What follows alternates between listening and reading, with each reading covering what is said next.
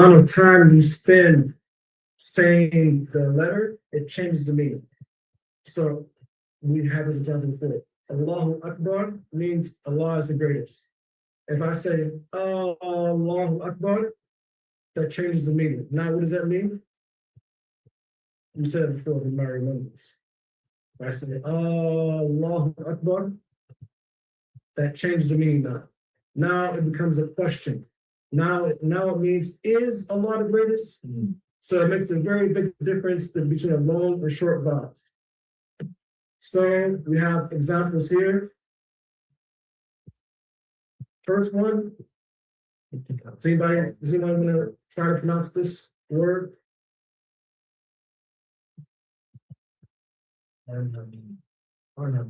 Excellent.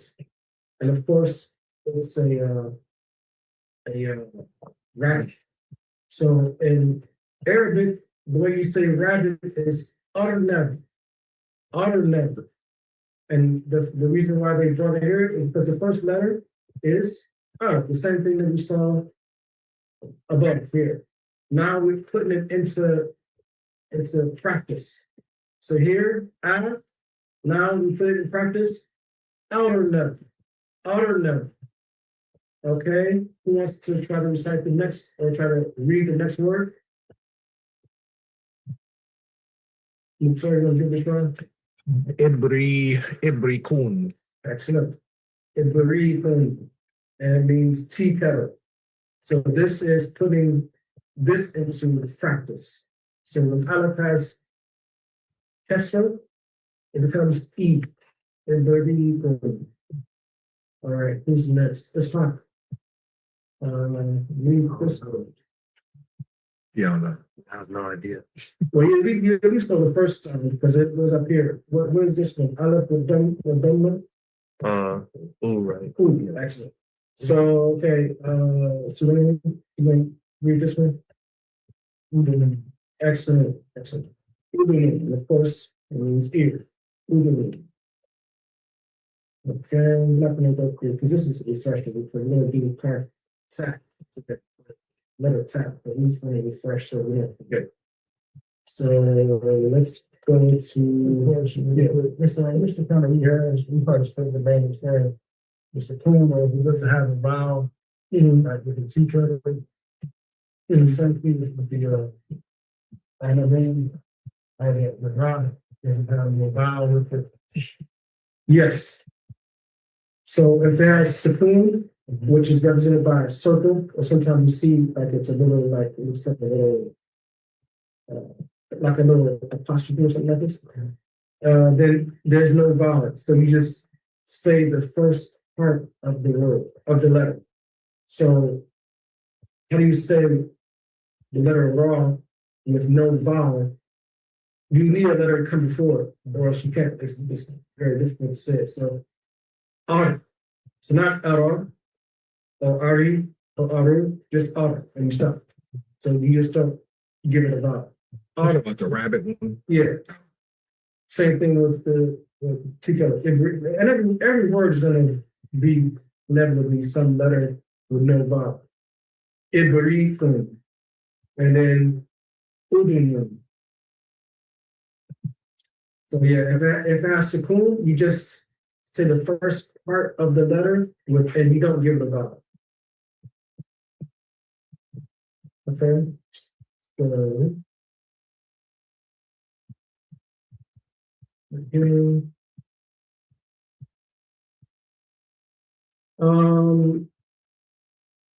here is an exercise you can get some benefit from. It has the pictures underneath and the words above. So let's start. Who can read the first word here? Is that a sukoon? It's kind of blurry. I mean, over the high. No, the whole word. Yeah, over the high is a spoon. Okay. So how do you say that? Ahmaru. Ahmaru, excellent. Does anyone know which these pictures is Ahmaru? Octopus? Mm-hmm. I see your mind thinking of it because they don't come out the same side, but no. which one is Ahmar. I'll give you a hint, it's a color. Red. Red, yes. So Ahmar is red. Ahmar. And then the next one, who can read this one? That's another sukoon over. The Aleph. Yeah. Is it? That's another sukoon? Mhm. Oh, okay. It's kind of blurry on our end. Brightness. Jasmine. Jasmine. Jasmine, come here. So, yeah. So, how would you read this one? Let's see.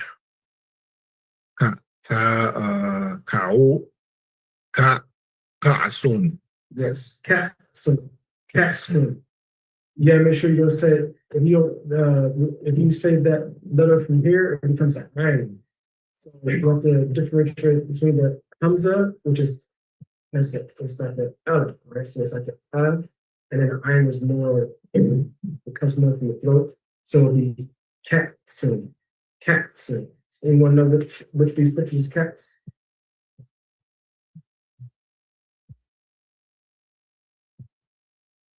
We know it's not this one because this one we had.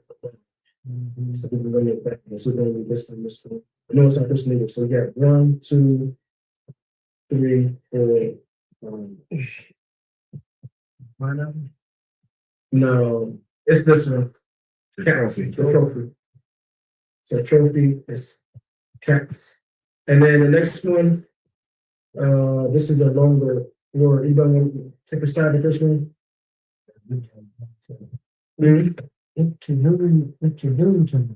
Yes, very good.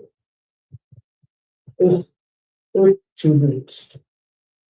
Two boots. Now you probably know what that one is, right? Yeah. It kind of, yes, see? Yeah. It kind of sounds like the octopus. It kind of sounds like some sort of. It may have been from the other thing. A lot of words are. A lot of things, not a lot, but there's some words in English that are derived from Arabic words. Next one. The good question now is the last bar is the number of the top. It has a wow after it. So then, long day you do. Yeah. So to boot. Okay. To boot. Very good. The next one.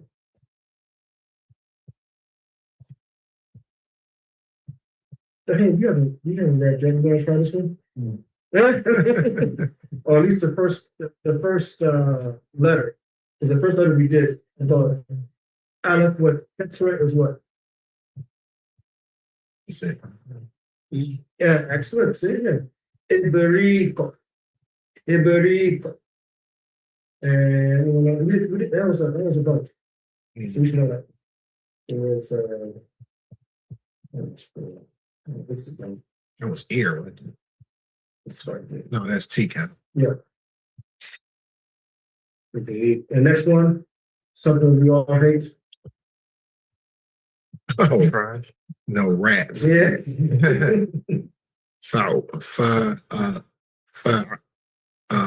No, not room. Yes, that room. That room. Oh, good. That's my new word. Yeah. Yeah. So all of the Not mentioned like it was trash. So how do you know as far as the one that you Are those people bound? Yeah. yeah. So let's be for that shit. Fine, the letter we haven't done fine. So say that again. What's right again? Fat room. Fat room. Fat room. Because the last letter is wrong. Wrong with something they know fat room. And saying that it is say phone. They don't have time for all Far. Mm-hmm. Okay. That's good to know. Mm-hmm. The next one is we saw it about it's Ubuntu. The ear, that. And then the next one, this one has 2 long vowels. Is that one? Is it ansi? No, ananas, ananas, ananasin, ananasin. Pineapple. Pineapple, yep. Um, And of course, we know this one is, Iman. yes, iman. That's going to be, Or some leading. So, really get used to it. say that again, Isa. Ananasin, ananasin, What was mouse again? Right. fakrun, fakrun. So we just assume that those two noons have a fata over it when you're saying it? Yeah, because it has an aleph after it. So if a letter has an aleph after it, then you know it has to be an, because like it couldn't be e because it has an aleph. An aleph has an as on it. So it has to be ananas. It can't be I mean because then won't be an aleph there. So it has to be ananas, ananasin.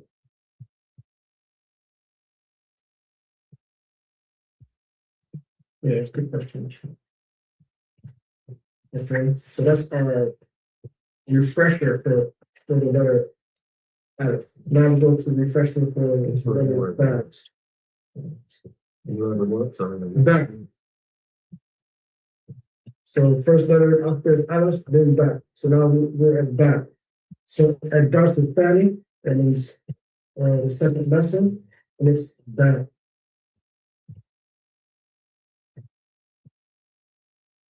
And they're going to be 10 and you. And try to put back, try to put tight, try to put back, and you. Okay. So hopefully back. These words have ba in it, obviously, and these all have ba with fatha over it. What's the first picture? A duck. A duck. Yeah. And you said the way you say duck in Arabic is battatun. Battatun. Or just battat. You stop and say battat. Battatun. And then the second one, you all know this one because it's the second surah in Baqarah. Baqarah. Baqarah. Baqarah. And the next one is a word that we learned a long time ago. Yes, Baton. Baton. That's where I came. Mm-hmm. That's where I came from. Just maybe touch on that. Baton. I like the island. If it's like if it's a yacht after it, it kind of like the A something. Instead of the yeah, you talking about the yacht here? Yeah, like the yacht. Yeah, it gives it the a bait. If it was an aleph, it'd be bat. And if it was a wow, it'd be boot. If it was yacht, it gives the a sound bait. It's similar to the AI sign. Yeah. Bait. Yeah, that's correct. And so we're gonna learn how this is how it looks in the beginning of the word. And that's why they brought these three pictures here.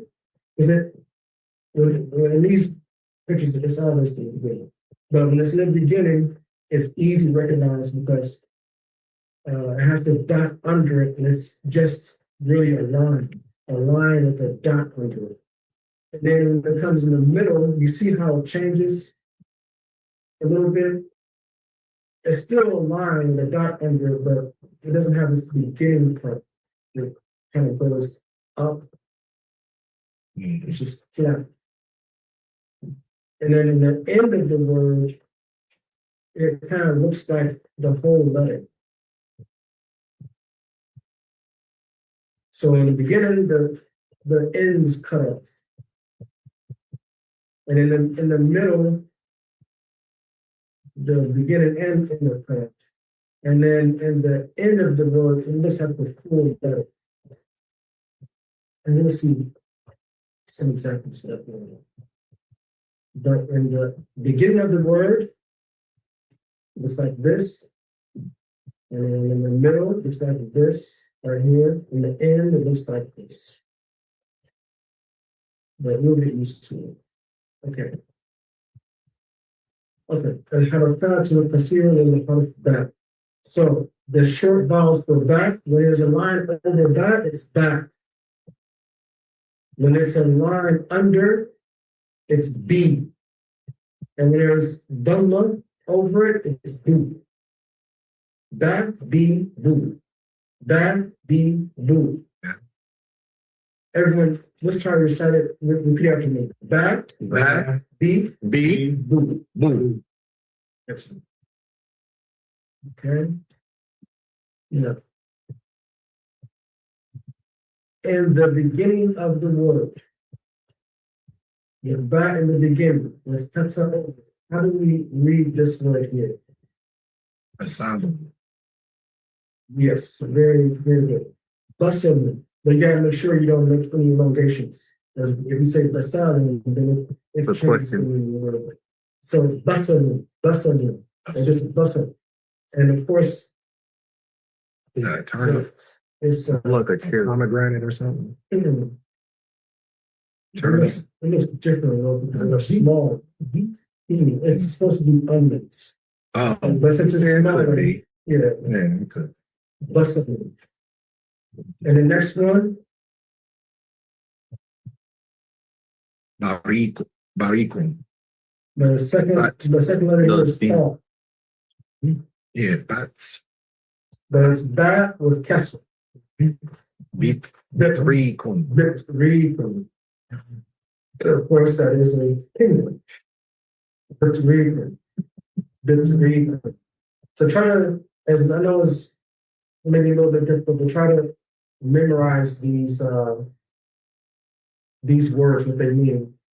Associated penguin with bit read and onions with bustling. And try to, if you can, and when you're at home, try to like use these words and when you're like really the busting. If you want to cooking, you want someone brings some onions. It kind of helps, to remember what these words mean. Really the busting. And then this one, border to quality.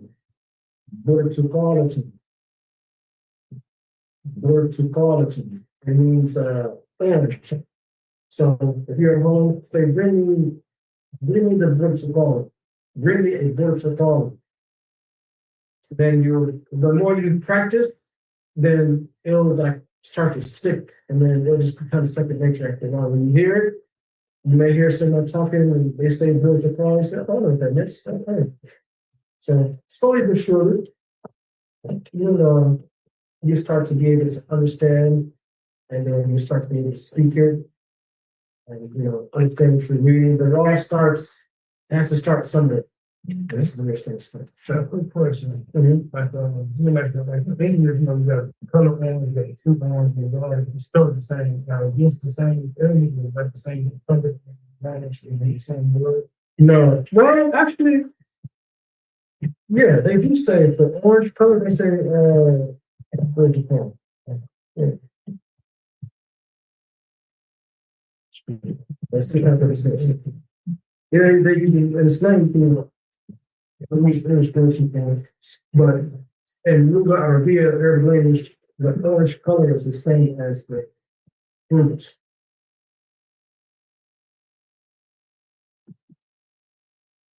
Okay, so ba with kasra is ba.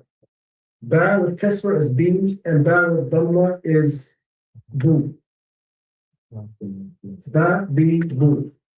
And here are the examples: bat, bad, batten, babbing, Robert, stereo, and then bintun, kubila, bilalun, kulubihim, burika, بكرة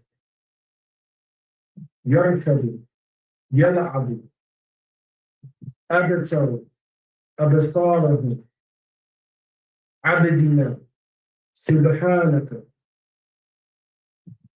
And we get that we went over that last time, but this just as a refresher.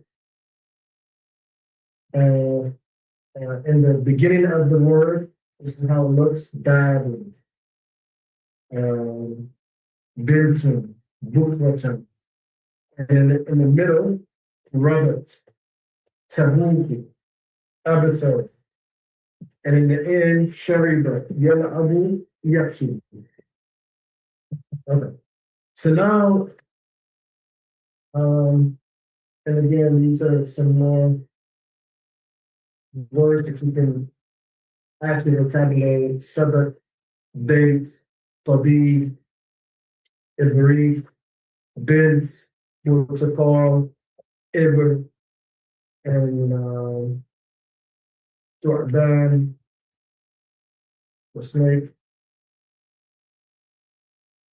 Okay, and then now let's do the letter Ta before we end this lesson. So how to Ta, the first word here, what's this? Crown. Brown. In Arabic, crown is Tajun. Tajun. Mm-hmm. And then, of course, everyone knows this, dates. And as a matter of fact, you probably know the Arabic, Tamil.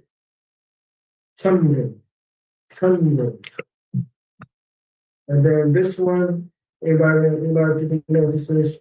It's supposed to be, it's not exactly obvious, but Tajun. Tajun in Arabic is businessman. Tajun. You probably remember like Tijara is business. I think there's a chapter in the books of Hadith about Tijara. So Tijara means business, and the businessman is Tajir. They come from the same root word, but Tajir is businessman. Business is Tijara. Okay, so in the beginning of the word, this is how it looks. The end is cut off. In the middle of the word, it's just like that. The beginning and end of cut off is two dots in a line, basically. And in the end of the word, it looks like the full letter.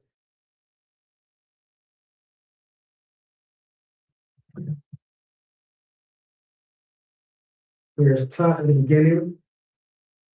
This is Ta in the end. This is Ta by itself. This is Ta in the middle of the word. Okay.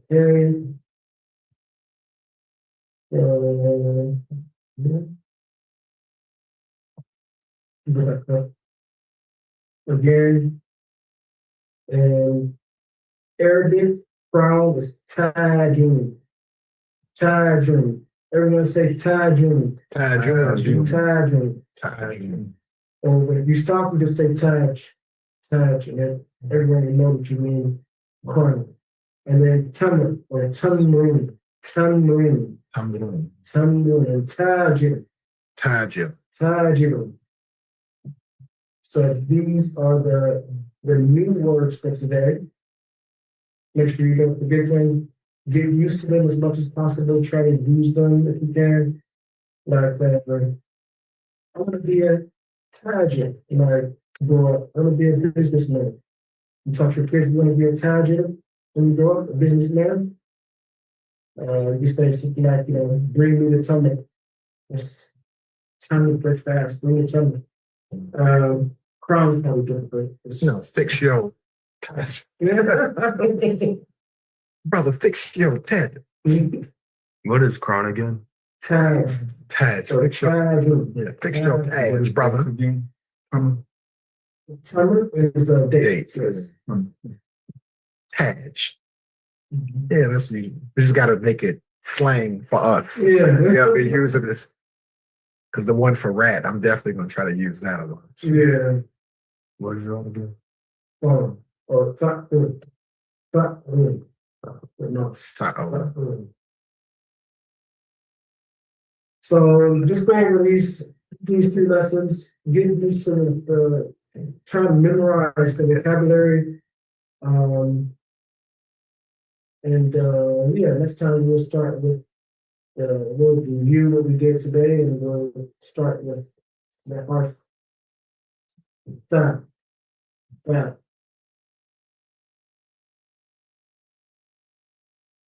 All right, any other questions on Arabic? We'll move to them.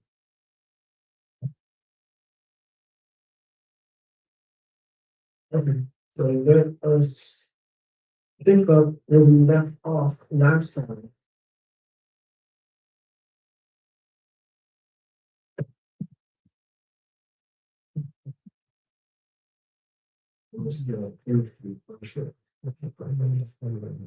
Okay, so again, for Aqeedah, remember we said Aqeedah means that it's something that it comes from the root Aqdun, which is like a knot that you tie and you want to keep something.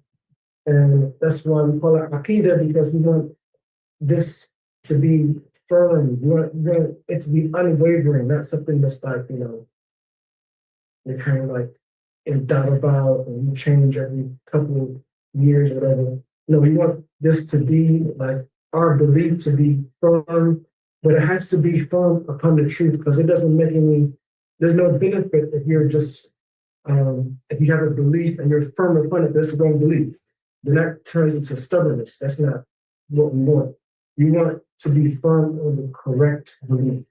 So that's what Aqeedah is. And remember, we said that Aqeedah is, in reality, it's another way of looking at it is tafsir of the Quran. It's tafsir of all the verses in the Quran that talk about the matters of belief. We had a part up there where we just went from the description or something to that extent of the oneness of Allah. Is that from last class? Or was that the beginning of the chapter, maybe? Is it down here? Or? Yeah. Is that in this class? No, this is going to be the new lesson. For today? Yeah. Oh, okay. Yeah. So, but let's go into a refresh we did last time so we don't forget. Okay. One of the good qualities of Sheikh Ibn Uthaymeen is that when he was giving his lessons, he would always review. Like he wouldn't just say something one time and then hear it again. He reviews like every single time it goes over it, just make sure you don't forget it, and reviews it. So it starts to stick for a while. That's what I want to try to do in this lesson. So here we talked about what it means, Tawheed and Rububiyyah. Rububiyyah is lordship, and lordship is based on three things, as we see here. First is creation. So when you say someone is the Lord, to be a Lord, you have to have these three things. You have to be able to create from nothing, and you have to have complete sovereignty, and you have to have complete control. When you have these three things, you are the Lord. This is the three things that only Allah has. The first one is the ability to create from nothing. Remember, we said there's two types of creation. The first type of creation is creation from nothing. And the second type of creation is creation that we can do, which is we can create from things that Allah has already given us. Like you can make houses and cars and buildings and things like that.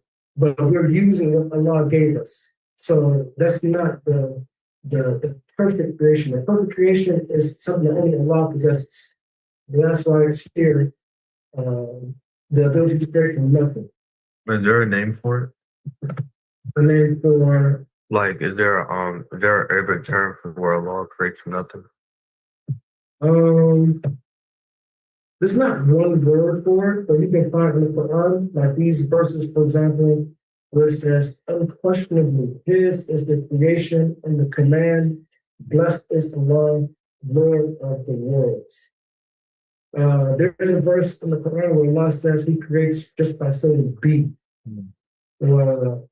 وإذا أراد شيئا إنما يقول له كن فيكون. And when He wants something, He just says be and it is. That's pretty nothing because You just say be, get a command, and then that's it. So then there's these verses, He is Allah, the creator, the inventor, the fashioner, and those they invoke other than Allah create nothing, and they themselves are created. And there's other verses here like this. Okay, so that's the first thing, is the ability to create from nothing. The second thing is sovereignty. Sovereignty means that you have complete authority over something. You're sovereign. No one has the ability to tell you to do something. You have complete authority and control over your creation. So we are Allah's creation, and He has complete sovereignty over us. No one can tell Him to do something with His creation. He can't be taken to task for anything that He does. He has complete sovereignty. No one has any type of way to harm Him or to punish Him or to censure Him. He has complete sovereignty. In other words, it's dominion. So no one can claim this except for Allah. No one can say, I have complete authority over something, even like this is supposed to be the most powerful country, the USA, the US United States of America. And they can say that we have sovereignty over the country, we can go and we can take another country, but another country can challenge America. They can say, no, we're going to go to war with you. We're going to take what you have. So the only one who can say I have complete authority and sovereignty is Allah. No one can go to war with Him. No one can try to vie with Him with what He created. No one can try to take what He created. No one can try to tell Him what He has to do in His creation. Like, there's no like United Nations can come and say, okay, we're going to apply sanctions on one country. If we're going to do this, we can't do business with other countries. No one can do this with Allah. He has complete and perfect authority over everything. And the last thing is control. So these three things make up the lordship. And it says here that is Allah alone controls all things and directs the running of this universe. There is a great deal of evidence for that, including the following. It gives you all the verses that prove that Allah has complete control over running the affairs of the universe. Everything is created. Okay, so that's the refresher. The last lesson. And now, in this lesson, we're going to go over something that's also very important, which is here.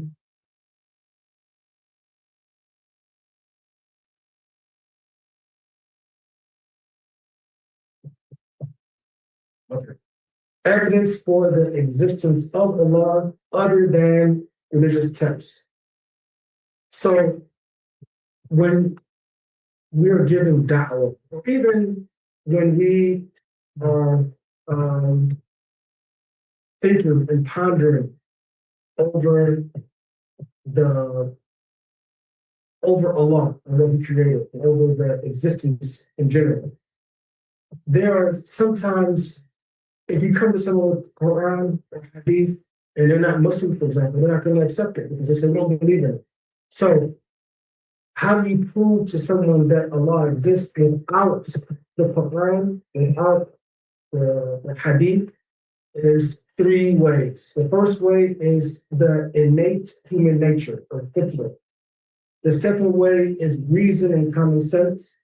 And the third is tangible and visible evidence. So the evidence of innate and human nature and the fitra for the existence of Allah Every creature has been created with an innate inclination to believe in the Creator without having to even think about it or learn about it.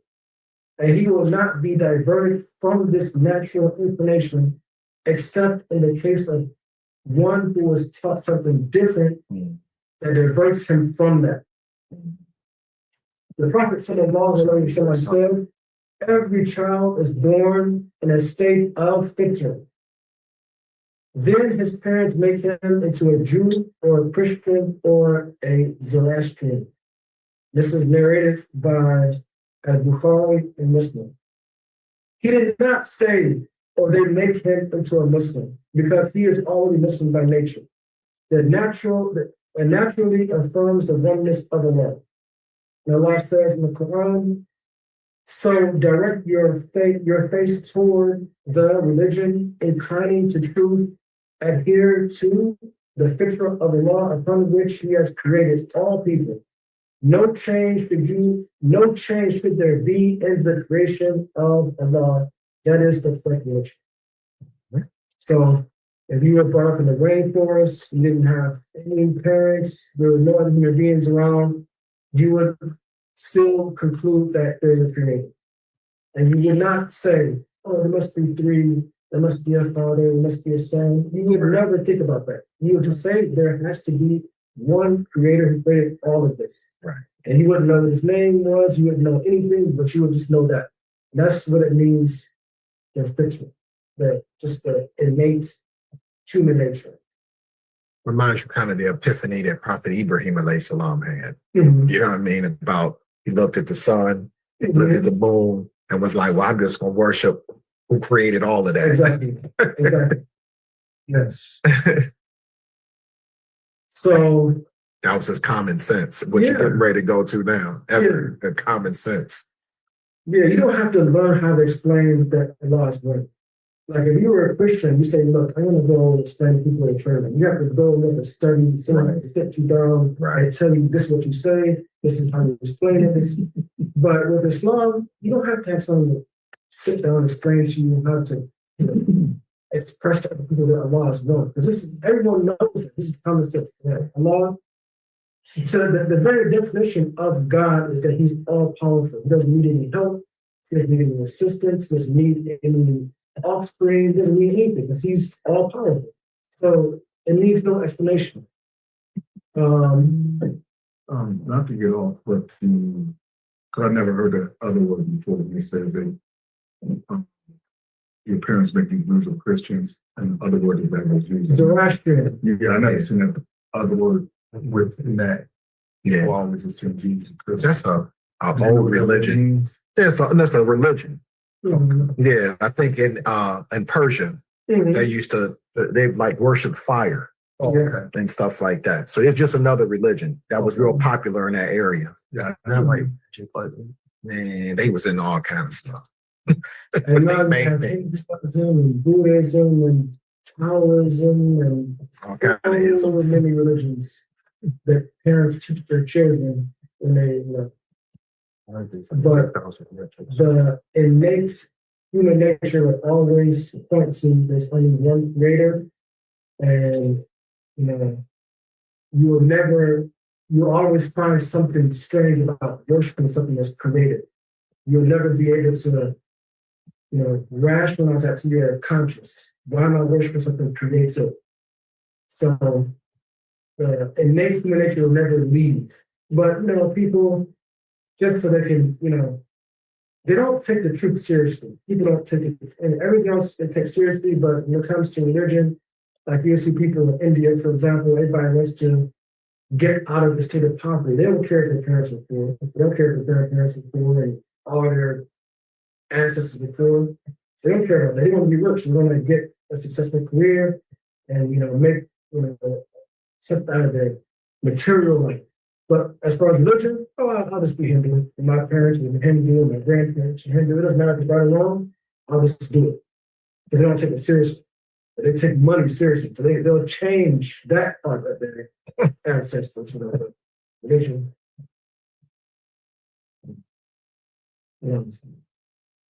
The second is evidence of reason and common sense. This evidence is based on the fact that there must be a creator for every created thing. This is a fact that everyone with sound reasoning accepts.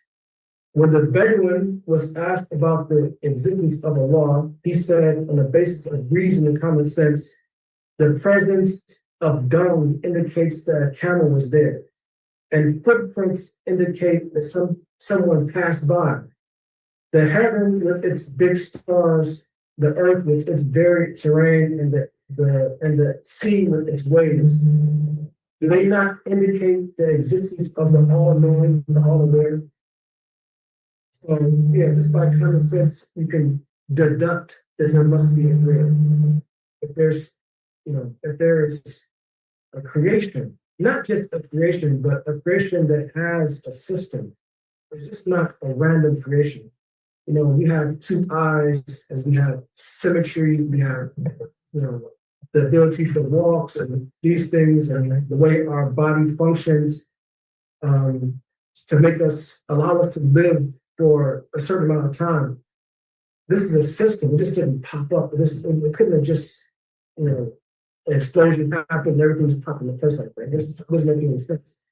So that all alludes to there must be a creator, not just that there must be a creator, but there must be a purpose that he created us for.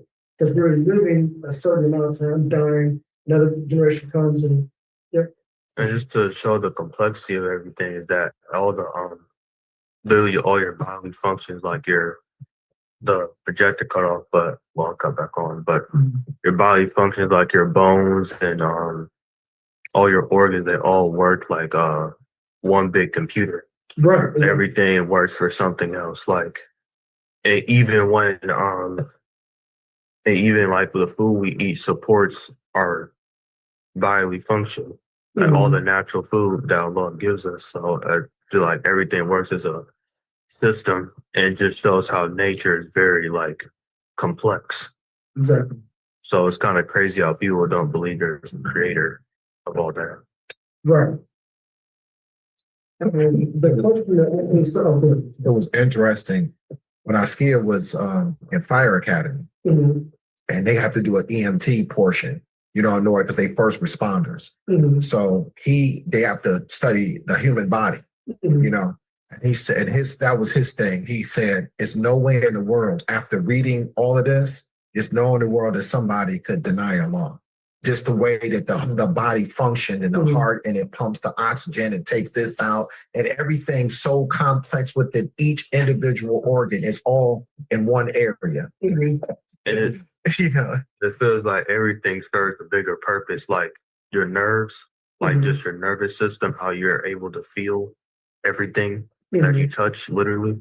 And like how, once you're in pain, it's like a signal to you, like, oh, something has to change or something like that. So it's a complex system to protect you.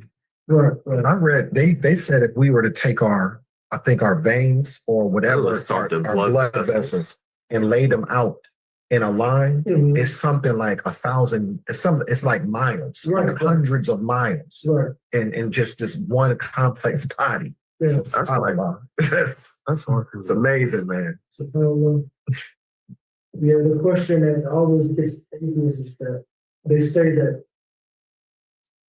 we were created, or that the way is that like the survival of the fittest. But the reason why we reproduce, for example, is so that there will be another generation that comes after us. So the question is, who cares?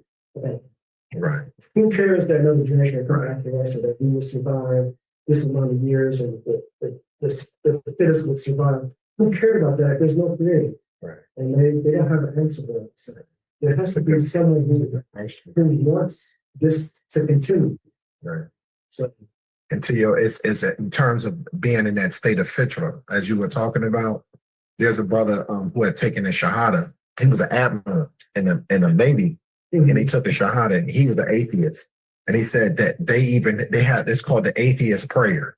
Like when they get real pressed, well, God, if you do exist, before they was denying Allah, now they in a hard pressed situation, and still with a little bit with arrogance, but they still acknowledge, well, God, if you exist, I need your help. And it's just that natural. I think I heard the Prophet Muhammad talk about that. Like if their life was in danger, then they believe in Allah. Yeah, it's a verse of the Quran. Yeah, I think they were out at sea. If they're at sea and when a storm comes, they only worship Allah at that time. They don't worship their idols. They leave their idols behind, and they make their dua, their supplications sincerely to Allah. And then if they survive that storm, they go back to worshiping the idols. They go back to land, now they go back to worshiping idols. You probably go back to the drown. We worship Allah. We call oxen Allah.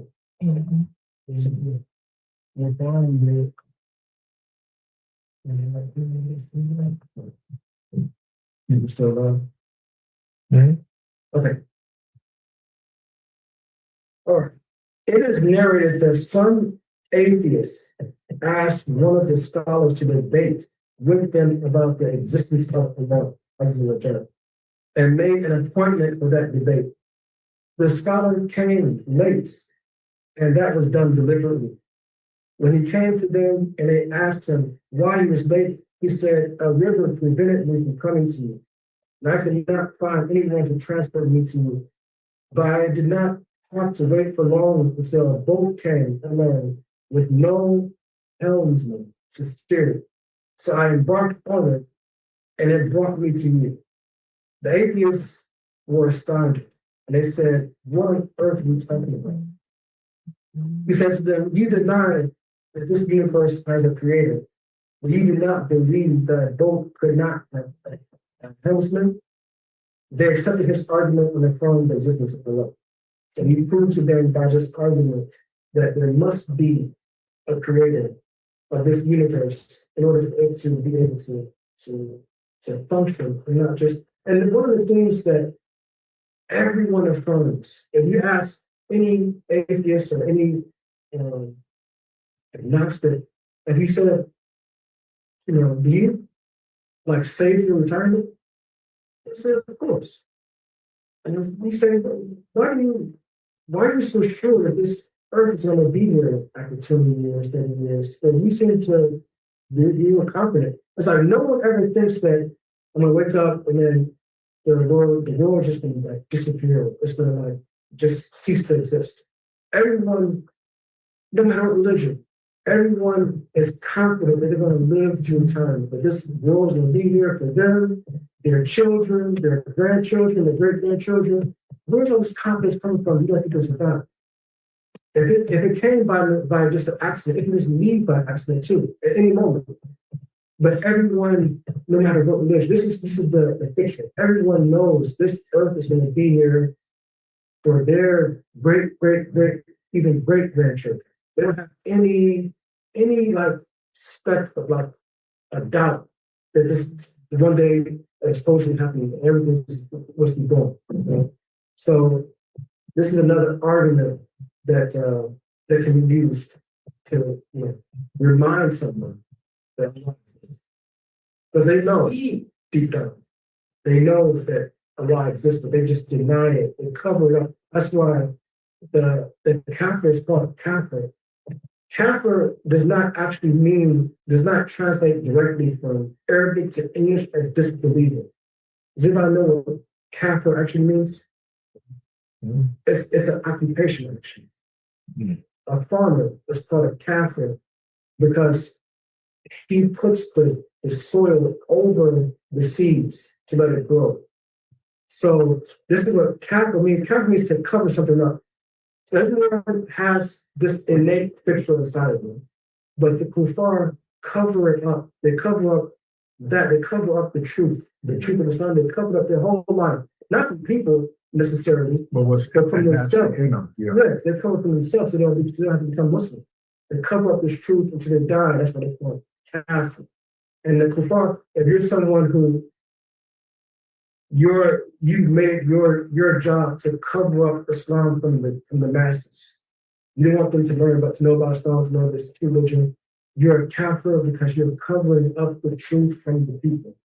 You know, after you've covered it up from yourself. So this is why it's called kafir. Even the tires in the car, they call them cover. It's a cover. And this is what is used in Arabic. It all comes from that root word. So kafir and kufar is the same. Yeah, kufar is the plural of kafir. Okay. Kafir, you hiding it, you're covering up. Covering up the truth. Kufar, you're the one that covers it up from others. No, kufar is just plural of kafir. Okay. It's more than one. It all means the same thing. To cover up the truth. Oh, okay. So a liar is considered a kafir? A liar is kadab or kadab. You know, but that's different because you could be a Muslim and a liar. Right. So, Right. Man. it's more general. Yeah, it's not as obviously As deliberate as extend. Catholic. Because Catholic means you're not Muslim, you're a disbeliever. So it's not. So it's time to wrap up. Okay, but that's good though. I think we can stop here for this lesson, and then we can just go over again, and that's when we refresh it and yes. But any other questions? Okay. سبحانك اللهم وبحمدك أشهد أن لا إله إلا أنت أستغفرك وأتوب إليك. جزاك الله خيرا. Hold on, Isa, do me a favor. Hold on, let me turn this off.